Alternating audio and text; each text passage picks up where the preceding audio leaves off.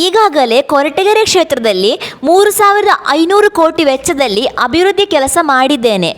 ಆ ಕೆಲಸಗಳೇ ನನ್ನ ಗೆಲುವಿಗೆ ವರದಾನವಾಗಲಿದೆ ಎಂದು ಮಾಜಿ DCM ಕೊರಟಗೆರೆ ಶಾಸಕ ಡಾಕ್ಟರ್ ಜಿ. ಪರಮೇಶ್ವರ್ ವಿಶ್ವಾಸ ವ್ಯಕ್ತಪಡಿಸಿದರು.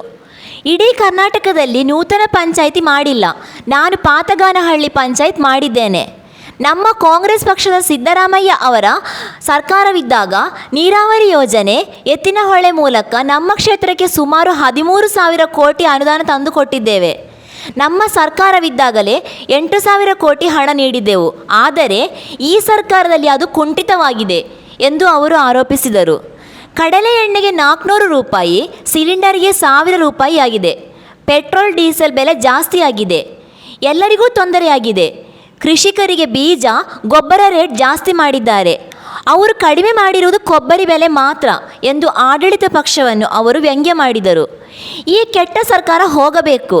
ಈ ಚುನಾವಣೆಯಲ್ಲಿ ರಾಜ್ಯ ಹಾಗೂ ಕೊರಟಗೆರೆಯಲ್ಲಿಯೂ ಕಾಂಗ್ರೆಸ್ ಪಕ್ಷ ಬರಲಿದೆ. ನೀವೆಲ್ಲರೂ ಬೆಂಬಲಿಸಿ ಆಶೀರ್ವದಿಸಬೇಕು ಎಂದು ಮನವಿ ಮಾಡಿದರು. ವರದಿ ಮಂಜುಸ್ವಾಮಿ MN, ಕೊರಟಗೆರೆ. ಪ್ರಪ್ರಥಮವಾಗಿ ಈ ಗ್ರಾಮದಲ್ಲಿ ನೆಲೆಸಿರ್ತಕ್ಕಂಥ ತಾಯಿ ಅಕ್ಕಮಾರಮ್ಮನಿಗೆ ನನ್ನ ಭಕ್ತಿಪೂರ್ವಕವಾದ ಪ್ರಣಾಮಗಳನ್ನು ಸಲ್ಲಿಸ್ತಾ, ಇವತ್ತು ಪಾತಗಾನಹಳ್ಳಿಗೆ ನಾನು ಅನೇಕ ಬಾರಿ ಬಂದಿದ್ದೇನೆ. ಅನೇಕ ಬಾರಿ ಊರೊಳಗಡೆ ಹೋಗಿದ್ದೇನೆ. ಆದರೆ ಇವತ್ತು ಬಂದಿರ್ತಕ್ಕಂಥ ಉದ್ದೇಶನೇ ಬೇರೆ. ಇವತ್ತು ನಾನು ಬಂದಿರ್ತಕ್ಕಂಥದ್ದು ಕರ್ನಾಟಕದಲ್ಲಿ ವಿಧಾನಸಭೆಯ ಚುನಾವಣೆ ನಡೀತಾ ಇದೆ. ಆ ಚುನಾವಣೆಯಲ್ಲಿ ಕೊರಟಗೆರೆನಲ್ಲೂ ಕೂಡ ಚುನಾವಣೆ ನಡೀತಾ ಇದೆ. ಕಾಂಗ್ರೆಸ್ ಪಕ್ಷ ಮತ್ತೊಂದು ಬಾರಿ ನನ್ನನ್ನು ಅಭ್ಯರ್ಥಿಯನ್ನಾಗಿ ಮಾಡಿ ಈ ಕ್ಷೇತ್ರದ ಅಭ್ಯರ್ಥಿಯನ್ನಾಗಿ ಮಾಡಿ ಕಳಿಸ್ಕೊಟ್ಟಿದ್ದಾರೆ. ಹಾಗಾಗಿ ನಾನು ಇವತ್ತು ತಮ್ಮ ಗ್ರಾಮಕ್ಕೆ ಮತಯಾಚನೆಗೆ ಬಂದಿದ್ದೇನೆ. ಮುಂದಿನ ತಿಂಗಳು 10ನೇ ತಾರೀಕು ನಡೀತಾ ಇರ್ತಕ್ಕಂಥ ಚುನಾವಣೆಯಲ್ಲಿ ಕಾಂಗ್ರೆಸ್ ಪಕ್ಷಕ್ಕೆ ಹಸ್ತದ ಗುರುತಿಗೆ ನನಗೆ ಮತ ಕೊಡಬೇಕು ಅಂತ ಹೇಳಿ ನಿಮ್ಮಲ್ಲಿ ಪ್ರಾರ್ಥನೆ ಮಾಡೋದಕ್ಕೆ ಬಂದಿದ್ದೇನೆ. ಅದನ್ನು ಸಂಖ್ಯೆ ಹೇಳೋಕೆ ಹೋಗೋದು, ಏಕೆಂದರೆ ನಾನು 1,000 ಹೇಳಿದ್ರೆ ನೀವು 10,000 ಹೇಳಿದ್ರಿ, 10,000 ಹೇಳಿದ್ರೆ ನೀವು ಬರೆಯೋದೇನೇ ಇನ್ನೊಂದು 2,000. ಅದರಿಂದ ನಾನು ಸಂಖ್ಯೆ ಹೇಳೋಕ್ಕೆ ಹೋಗೋದಿಲ್ಲ. ಸಂಖ್ಯೆ ಹೇಳಿದರೆ ಅದು ರಿಯಲಿಸ್ಟಿಕ್ ಆಗಿರೋದು, ಅದಕ್ಕೋಸ್ಕರ ಇಲ್ಲ. ಗೆದ್ದಿದ್ದೇನೆ ಅಷ್ಟು ಮಾತ್ರ ಹೇಳ್ತೀನಿ. ಮುಂದುವರೆದು ರಾಷ್ಟ್ರ ಮಟ್ಟ ರಾಜ್ಯ ಮಟ್ಟ ಯಾರು ಎಲ್ಲ ನಾವು ನಮ್ಗೆ ಗೊತ್ತಿಲ್ಲ ಯಾರು ಬರ್ತಾರೆ ಏನು ಅಂತೇಳಿ. ನಮಗೆ ACCಯಿಂದ ಡೈರೆಕ್ಷನ್ಸ್ ಬಂದಾಗ ಗೊತ್ತಾಗುತ್ತಷ್ಟೇ. ಈಗ ಸದ್ಯಕ್ಕೆ ತುಮಕೂರಿಗೆ 24 ಎಕರೆ ರಾಹುಲ್ ಗಾಂಧಿ ಅವರು ಬರಬೇಕಿತ್ತು. ಅದನ್ನು ಬೀದರಿಗೆ ಇಲ್ಲಿ ಸ್ವಲ್ಪ ವಾಸು ಅವರು ನಮಗೆ ಸದ್ಯಕ್ಕೆ ಬೇಡ, ಆಮೇಲೆ ಬರಲಿ ಅಂತ ಹೇಳಿದ್ರು. ಅದನ್ನು ಬೀದರಿಗೆ ಹಾಕಿದ್ರು.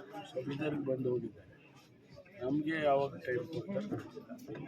ಸಿದ್ದರಾಮಯ್ಯನವರು 1ನೇ ತಾರೀಕು 3 ಗಂಟೆಗೆ ಬರ್ತೀನಿ ಅಂತ ಹೇಳಿ ನಮಗೆ TP ಹಾಕಿದ್ದಾರೆ.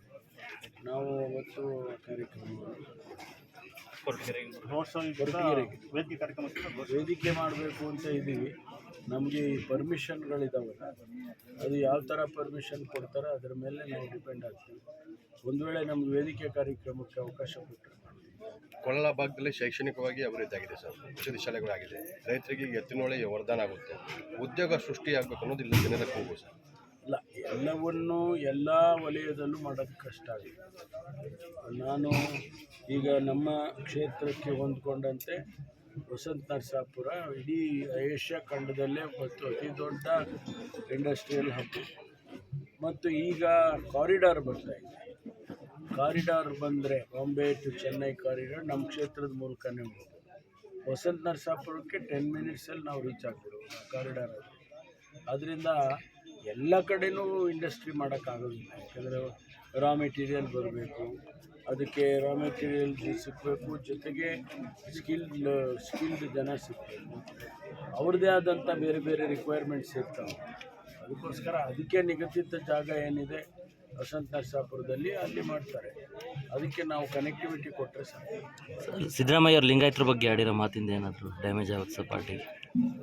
ಏನು ಹೇಳಿ ಕಾಂಗ್ರೆಸ್ ಅದೇ ಇದು ಏನು ಲಿಂಗಾಯತರು ಮುಖ್ಯಮಂತ್ರಿಯಾಗಿ ಇದ್ಕೊಂಡು ಭ್ರಷ್ಟರು ಹಾಳು ಮಾಡಿದ್ದಾರೆ ರಾಜ್ಯನ ಅಂತೇಳಿ ಅವರು ವೈಯಕ್ತಿಕವಾದ ಅಭಿಪ್ರಾಯವನ್ನು ಅವರು ಎಕ್ಸ್ಪ್ರೆಸ್ ಮಾಡಿದ್ದಾರೆ.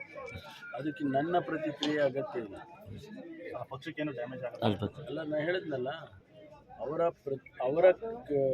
ಮಾತಿಗೆ ಮಾತಾಡಿರೋದಕ್ಕೆ ನನ್ನ